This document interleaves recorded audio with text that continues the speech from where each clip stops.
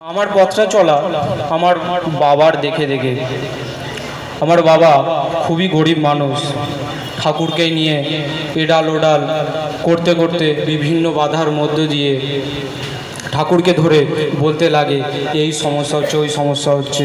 তো এসপি আর দাদাদের সাথে মিশতে মিশতে তখন পুজোবাদ শ্রী দাদা আচার্যদেব তো দাদার কাছে নিবেদন করেন যে আমার সবাই গ্রামের মানুষ বলছে আমার এই ভিটেতে এরকম সমস্যা বিরাট, আমি দাদা কি করব, জায়গা কিনে ফেলেছি। পুজোবাদ শ্রী দাদা বলছেন প্রতি মাসে বাড়িতে সৎসঙ্গ করেন, সৎসঙ্গ করলে সব ঠিক হয়ে যাবে। যেই জায়গা ভেরি ডেঞ্জারাস সেখান থেকে আস্তে আস্তে আস্তে আস্তে কি সুন্দর আলো ফুটে আসছে শ্রী দাদার আশীর্বাদে। আর আমার বাড়িটা গ্রামের প্রতিটা মানুষ দেখতে থাকে এই জঙ্গলের মধ্যে দিয়ে কিভাবে আলো ফুটছে। আজও সেই 18-19 বছর ধরে দাদার আশীর্বাদে প্রতি মাসে আমার বাড়িতে সৎসঙ্গ হয়। এবার আমার বাবা একদিন আমাকে আলোচনা প্রসঙ্গে বলতে থাকে যে আমি একদিন ঠাকুর বাড়িতে কীর্তন করার সৌভাগ্য হয়েছিল দাদার সাথে। দাদা আমার বাবা হারমোনিয়াম বাজিয়ে কীর্তন করে, হারমোনিয়াম নিয়ে বসে গেছেন। তো দাদা যে পরিচালনা করছিলেন ঠাকুর বাড়িতে তিনি বললেন দাঁড়িয়ে করেন, বলছে দাঁড়িয়ে কীর্তন করেছিলাম, তুই এরকম কিছু চেষ্টা কর। তো আমি ঠাকুরকে সত্যি করতে বিলিভ করতাম না, কারণ আমি যখন মাধ্যমিক দিই তখনই আমার ব্রেন ওয়াশ আমার বন্ধুদের সাথে আমার ব্রেন ওয়াশ কীরকম করে দিয়েছিল আমি জানি না। ঠাকুরকে আমি পছন্দ করতাম না, বাড়ি থেকে সৎসঙ্গ হলে আমি বেরিয়ে যেতাম, কিন্তু প্রতি মাসেই বাড়িতে সৎসঙ্গ হয়।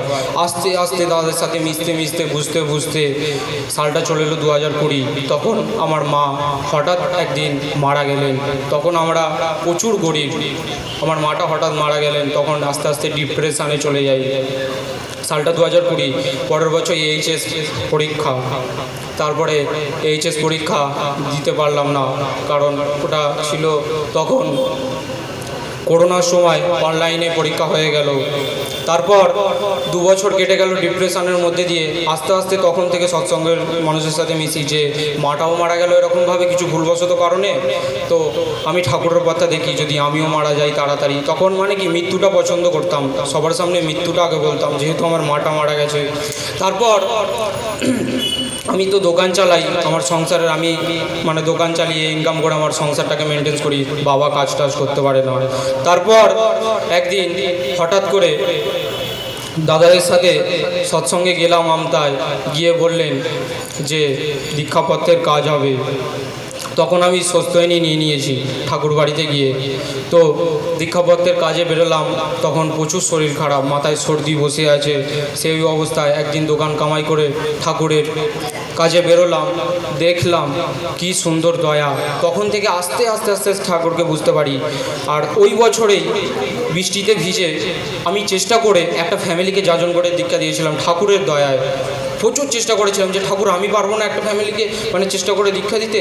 প্রচুর চেষ্টার পরিমাণে 3 মাস ধরে যাজন করে সেই বাড়িতে ভিজে ভিজে এসপিআরকে নিয়ে গিয়ে নিজের বাইকে করে দীক্ষা দিয়েছি। সেই মানুষটা আজও কি সুন্দর দীক্ষা পালন করছে। সেই দাদাটা নিজে যাজন করে সে আবার অন্য মানুষদের দীক্ষা দিচ্ছেন, দেখে প্রচুর ভালো লাগছে। তো 2024-এ হোলিতে ঠাকুর বাড়িতে গেছি ওই দাদাকে নিয়ে, নতুন মানুষকে নিয়ে।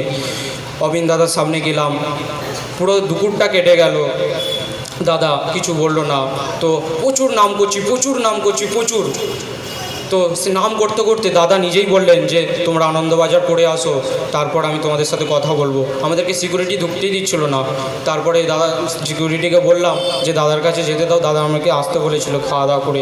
তারপর কিছু জনের বলা হয়ে যাবার পর যে গার্ডটা থাকে দাদার সামনে, সেই গার্ডটা খুলে দিলেন, দিয়ে দাদা আমার সামনে এসে বললেন, আমি সব সমস্যার কথা বললাম। দাদা আমার পকেট থেকে চশমাটা বার করছে আর আমার বুকে চাপড়ে বলছে সব ঠিক হয়ে যাবে, তুই এই কর। তো আস্তে আস্তে সেই পুরুষোত্তম ফ্যামিলির ছোঁয়া পেয়ে আমার জীবনটা কিন্তু প্রচুর বদলে গেছে। তারপর আমার সাথে যে ছিল সে কিন্তু কিছু ছোঁয়া পায়নি, সে ধরে বসে আছে, সে দেখছে যে কি হচ্ছে, সে বিশ্বাস করতে পারে না অতটা। আমি তো মানে তখন প্রচুর বিশ্বাস করি দাদাদেরকে। তারপর আস্তে আস্তে আমার জীবনে অনেক কিছু বদলায়। আর আমার মানে ব্যাখ্যা অনেক ছিল, আমার অ্যাক্সিডেন্টও হবার ছিল। দাদা ছোঁয়ার পর থেকে আমার কিছুই হয়নি, সব কিছুই আমার ঠাকুরের দয়ায় কেটে গেছে। আর এই যে আসছি ঠাকুরবাড়ির দাদাদের সামনে আমি কি বলবো, আমি অনেক কিছুই জানি না ঠাকুরের বিষয়ে। দাদা আমাকে সাহস জুগিয়ে দিলেন। এই হাওড়া জেলা কমিটির সামনে দাদাদের সামনে আমি বলছি আমার কিছু ভুলবশত হলে আমাকে ক্ষমা করবেন। তো আমি সেরকম কিছুই জানি না ঠাকুরের বিষয়ে। দাদা বলতে বললেন জীবনের উপলব্ধি ডিপির কাজ নিয়ে, তাই আমি বললাম। তো ঠাকুরকে বিশ্বাস করো, ঠাকুরকে বিশ্বাস করলে সব হবে। আমি অনেক অনেক ডিপ্রেশন থেকে অনেক বেরিয়ে এসেছি। আমার বাড়িতে বাচ্চা ছোট ছোট বোনেদেরকে রেখে বাবাকে দোকান চালাতে দিয়ে আমি এখানে এসেছি। বিশ্বাস করতে পারবেন না আমার দুঃখের কথা বললে। তো অনেক সময় এরকম বাচ্চা বোনেদেরকে রেখে দিই, টিভি চালিয়ে দিই, বাবা দোকানে যায়, আমি ঠাকুরের কাজে চলে যাই। এসব কথা বললে চোখ দিয়ে জল চলে আসে। এগুলো আমি জয় গুরু।